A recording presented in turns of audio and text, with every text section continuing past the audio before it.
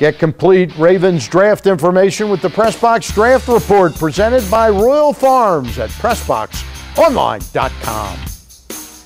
And welcome back to Inside PressBox. Matt Zenitz and I are ready to start talking Ravens. And in just a second we will, but first let's take a look at the photo of the week. And the photo of the week is brought to you by Yuengling Lager, a true American classic. Taste the quality that 180 years of family-owned and operated tradition brews into every single bottle. Our gal Sabina Moran took this photo of Billy Cundiff in Foxborough. It's on the cover of our April issue.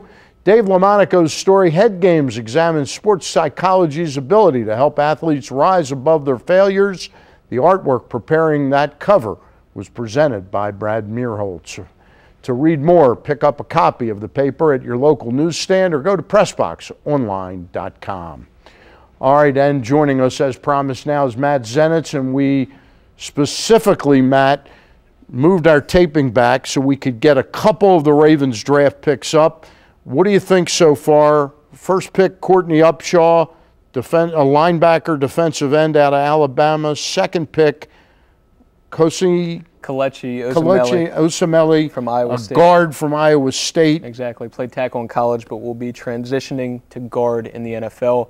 Obviously haven't seen the third pick as of yet by the time that we're taping right now, but those first two picks, very good value for the Ravens. Upshaw, obviously projected to go much higher than that, could have gone as high as 16 in the first round. Osemele was somebody who was rumored to go as high as 24 in the first round at Pittsburgh, so very good value for the Ravens, and both players fill needs for them. Am I right in saying right off the bat that Upshaw replaces Jarrett Johnson? Absolutely. And Osemele replaces Ben Grubbs? Exactly. Right off the bat? Exactly. Okay. Defense both sides of the ball, they get younger. Do they get quicker? Do they get more powerful? Compare what we've lost to what we've gained. Well, I think Upshaw provides a better replacement for Jarrett Johnson than Paul Kruger does. Kruger obviously has come on and proven that he can excel as a pass rusher, especially a situational pass rusher at the NFL level.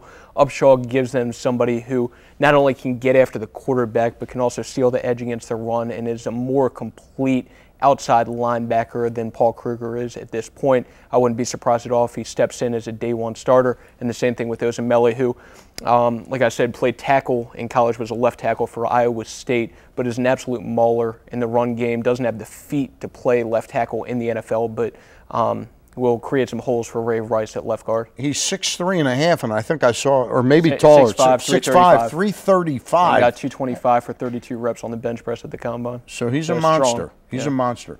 From this point on, what do you expect? By the time people view this, the draft will be over.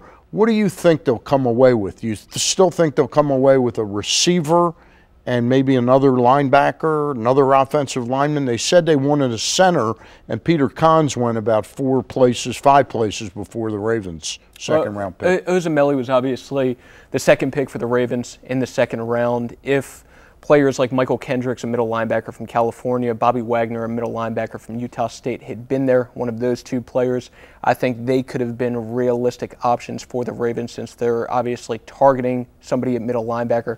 Kahns, if he had been there, would have been an option for them as well. But looking back when we view this on Sunday, it would have been a successful draft for the Ravens if, coupling with the Upshaw and Osemele picks, if they can add not only a receiver but somebody who can contribute in the return game, if they can add somebody who can be that heir apparent at center, maybe push Matt Burke for the starting job this season, get somebody at middle linebacker, and then, of course, they need to add a safety as well. If they can add those pieces, it will be a very successful draft. Yeah, I'm looking at and again, we're talking before this happens, but I'm looking for that fourth-round pick that we got back from Minnesota, the 91st pick, which is, I think, the third pick of the fourth round.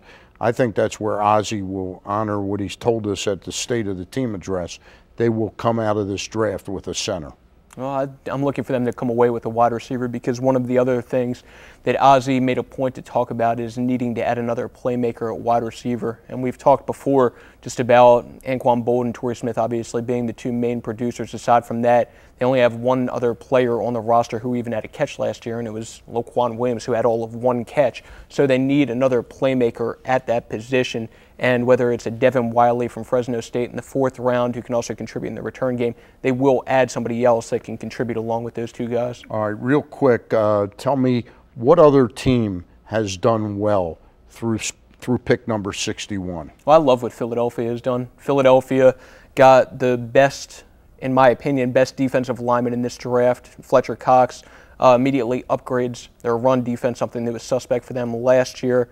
And then got Michael Kendricks in the 2nd round, who will move outside, played middle linebacker at Cal, but with Philadelphia having D'Amico Ryans, will move outside and give them an upgrade, a much-needed upgrade at outside linebacker.